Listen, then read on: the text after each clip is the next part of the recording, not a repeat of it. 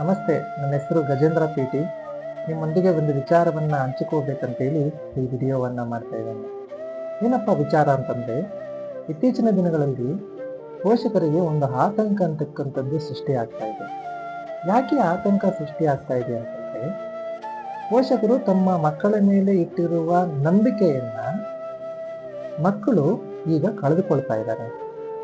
ಯಾಕಪ್ಪ ಕಳೆದುಕೊಳ್ತಾ ಇದ್ದಾರೆ ಅಂತಂದರೆ, ಪೋಷಕರು ತಮ್ಮ ಮಕ್ಕಳ ವಿದ್ಯಾಭ್ಯಾಸಕ್ಕೆ ಮತ್ತು ಅವರ ಜೀವನಕ್ಕೆ ಯಾವ ರೀತಿ ನಾವು ಪ್ರಯತ್ನವನ್ನು ಪಡಬೇಕಂತ ಹೇಳ್ಬಿಟ್ಟು ಹಲವಾರು ಕಠಿಣ ಪರಿಶ್ರಮಗಳನ್ನು ಪಟ್ಟು ಅವರಿಗೆ ಬೇಕಾಗಿರುವ ಎಲ್ಲವನ್ನೂ ಕೂಡ ನೀಡುವಂತಹ ಪೋಷಕರು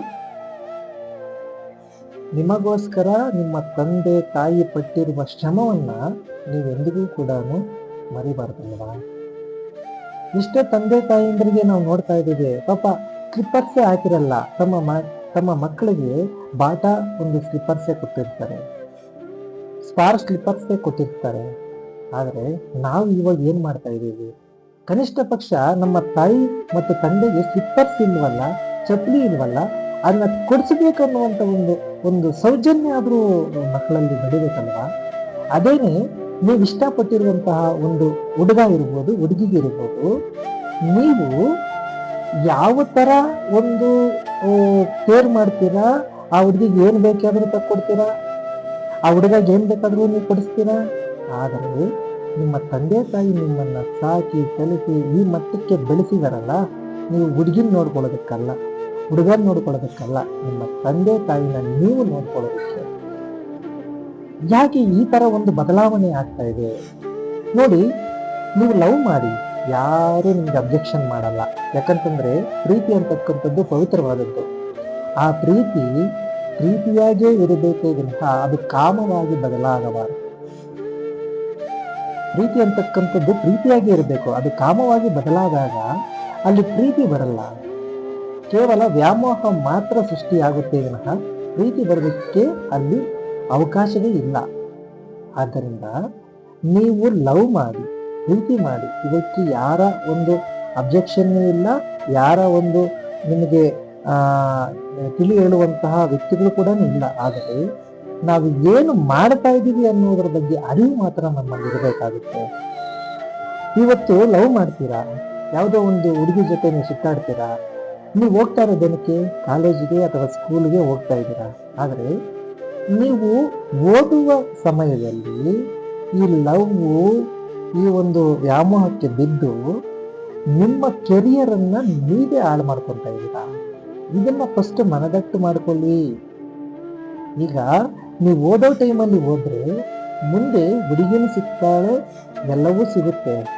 ನೀವು ಓದೋ ಟೈಮಲ್ಲಿ ನೀವು ಓದ್ದಿರಾ, ನೀವು ಮತ್ತೆ ಎಲ್ಲವೂ ಬೇಕಂತಂದ್ರೆ ಪಡ್ಕೊಳ್ಳೋದಕ್ಕೆ ಸಾಧ್ಯನೇ ಇಲ್ಲ. ಅರ್ಥ ಮಾಡ್ಕೊಳ್ಳಿ.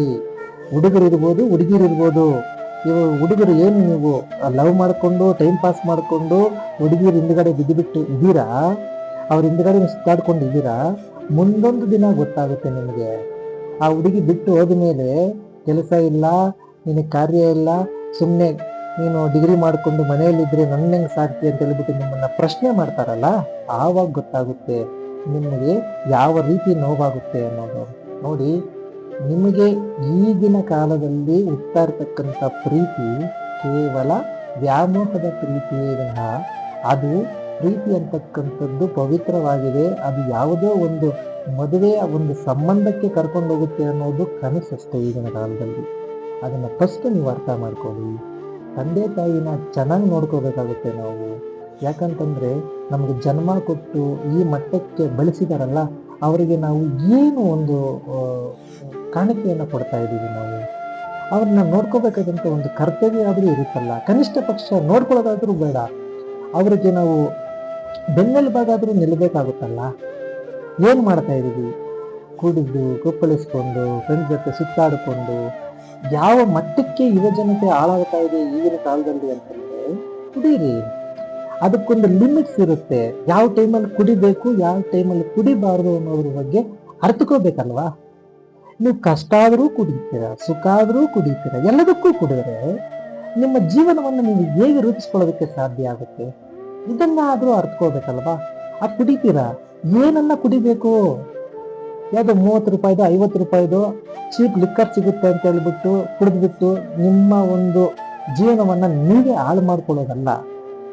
ಅದ್ರ ಲೇಬಲ್ ಮೇಲೆ ಬರ್ದಿರ್ತಾರೆ, ಯಾರು ಕೂಡ ನೀವು ಓದ್ತಾ ಇಲ್ಲ ಯುವಜನತೆ. ಫಸ್ಟ್ ತಿಳ್ಕೊಳ್ಳಿ, ಕುಡಿಯೋದಾದ್ರೂ ಕುಡಿತೀರಾ, ಅದರಿಂದ ಏನ್ ಎಫೆಕ್ಟ್ ಇದೆ, ಯಾವ ರೀತಿ ಆದ್ರೂ ಕುಡಿಬೇಕನ್ನೋದಾದ್ರೂ ಕಲ್ತ್ಕೊಳ್ಳಿ. ಫಸ್ಟ್ ಅದ್ರ ಮೇಲೇನೆ ಹಾಕಿರ್ತಾರೆ. ನೀವು 100 ಗ್ರಾಮ್ ಅದರ ಮೇಲೆ ಒಂದು ಲಿಕ್ಕರ್ ಇರುತ್ತೆ ಅಂತಂದ್ರೆ ಎಷ್ಟು ನೀರನ್ನ ಅದಕ್ಕೆ ಮಿಕ್ಸ್ ಮಾಡ್ಕೋಬೇಕಂತ ಹೇಳಿರ್ತಾರೆ. ಯಾವುದು ಮಿಕ್ಸ್ ಮಾಡ್ಕೊಳ್ಳಲ್ಲ, ಕಿಕ್ ಬರಲ್ಲ ಅಂತೆ. ಹಂಗೇನೆ ಕುಡ್ದ್ಬಿಟ್ರೆ ಕಿಕ್ ಬರುತ್ತೆ. ಕಿಕ್ ಬಂದ ಮೇಲೆ ನೀನು ಓದಂಗೇನೆ. ಇದನ್ನಾದ್ರೂ ಅರ್ಥ ಮಾಡ್ಕೋಬೇಕಲ್ವಾ. ತಂದೆ ತಾಯಿ ನಿಮ್ ಮೇಲೆ ಎಷ್ಟು ನಂಬಿಕೆ ಇಟ್ಕೊಂಡು ನಿಮ್ಗೆ ಜನ್ಮ ಕೊಟ್ಟು ಈ ಮಟ್ಟಕ್ಕೆ ಬೆಳೆಸಿದ್ದಾರೆ. ಆದ್ರೆ ನೀವು ಕೊಡುವಂತದ್ದು ಅವ್ರ ಕೊಡುಗೆ ಏನಂತಂದ್ರೆ ಬರೀ ನೋವು. ಅವರ ಜೀವನ ಪರ್ಯಂತ ಅವರಿಗೆ ನೋವೇ ಕೊಟ್ಕೊಂಡೋದ್ರೆ ನಿಮ್ಮ ಜೀವನ ನೀವು ಹೇಗೆ ರೂಪಿಸ್ಕೊಂತೀರಾ? ಫಸ್ಟ್ ಇದನ್ನ ಅರ್ಥ ಮಾಡ್ಕೊಳ್ಳಿ. ನಿಮ್ಮ ಜೀವನವನ್ನ ನೀವು ರೂಪಿಸ್ಕೋಬೇಕಂತಂದ್ರೆ ತಂದೆ ತಾಯಿಯ ಮುಂದೆ, ತಂದೆ ತಾಯಿ ಇರುವಾಗಲೇ ನಿಮ್ಮ ಜೀವನವನ್ನ ರೂಪಿಸ್ಕೋಬೇಕು. ನೀವು ತಂದೆ ತಾಯಿ ತೀರ್ಕೊಂಡ ಮೇಲೆ ಅಲ್ಲ ನೀವು ನಿಮ್ಮ ಜೀವನವನ್ನು ರೂಪಿಸ್ಕೊಳ್ಳೋದು. ಅಷ್ಟೊಂದು ಸುಲಭ ಅಲ್ಲ ನಿಮ್ಮ ಜೀವನವನ್ನ ರೂಪಿಸ್ಕೊಳ್ಳೋದಕ್ಕೆ.